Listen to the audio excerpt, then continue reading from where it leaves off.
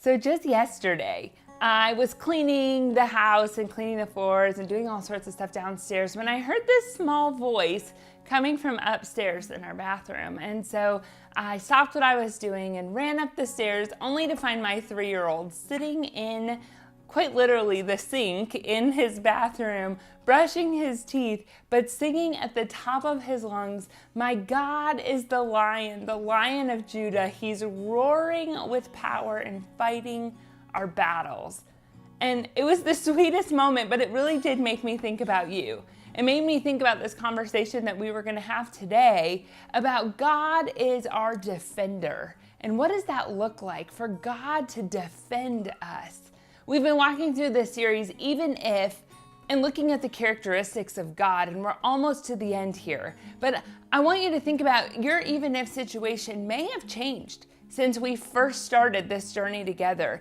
And so I want you to think about, as we walk through these last few characteristics of God, what even if situation are you applying them to? So even if, fill in that blank, even if this happens, even if that happens, I know that God is my defender.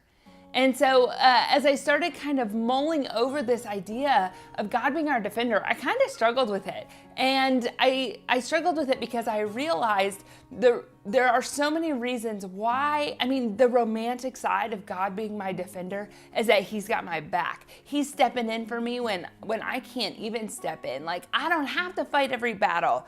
My God's gonna do it. And that's an incredible thing to walk through. But I struggle with it because I battle with allowing God to be my defender. I love to be in control. I don't know if you've faced that same battle with me. I love to be in control. So if someone says something about me that just simply isn't true, I want to correct them on it. I want to make that wrong right. If somebody says something about my family, you better believe Mama Bear is coming out and I'm going to right that wrong situation. I love to be in control. I love to be represented right, fully right. Everything goes the way that I want it to go. So the challenge for me with God being my defender is that I have to first surrender to him and allow him to defend me.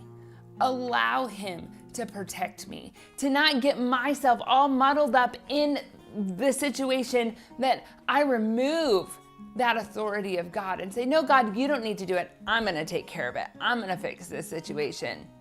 And that's something that I'm constantly learning about. Someone recently spoke into my life and said that, some things in your life are God ordained and some are God allowed. So God ordained moments mean that God single-handedly, purposely, intentionally put those things and wove them into your life. There's other things that are God allowed. I think we can all agree that the world that we live in today is not the world that God created. There's sin in the world, and therefore there's ramifications to that sin that's also unfolding in the world. And so although God did not create those things, he did not put harmful, hurtful things in your life, he's allowed them there for some purpose that we don't always know. But this is what we do know. What I've learned in my journey with Jesus is that God isn't all about fixing the wrong. God's not always about making the wrong right, healing the hurt, miraculously fixing things. He can do that, but that's not what he's about. He's about changing hearts. He's about life transformation. And so because of that, he's about holiness and righteousness. So because of that, there's things that God allows into our lives, not because he just wants to fix everything for us, but he wants us to be transformed by the things that come into our lives. So I think about people like Joshua and his battle at Jericho, right? He's got his men, they were ready to overtake the city. And God says, no, don't go in there with your weapons and start slaughtering. Don't make this right on your own. Don't go in there with your bulldozers, right? They didn't have those, but you know what I mean. And knock down this city. Yeah, that would make the wrong right, but that's not what I'm about here. I want to defend you. I want to protect you. I want to do this in a way that's going to transform who you are because of what you will see me do. And so he instructs Joshua and his men to walk around the city walls, right? Over and over again. And the last time to blow their trumpets. And when they obey exactly as what God has told them to do, which really doesn't make any sense by human standards, the walls just miraculously fall down. There are things in our lives that only God can do. Only God can make things right sometimes in ways that we can't even physically get our minds and our arms wrapped around it.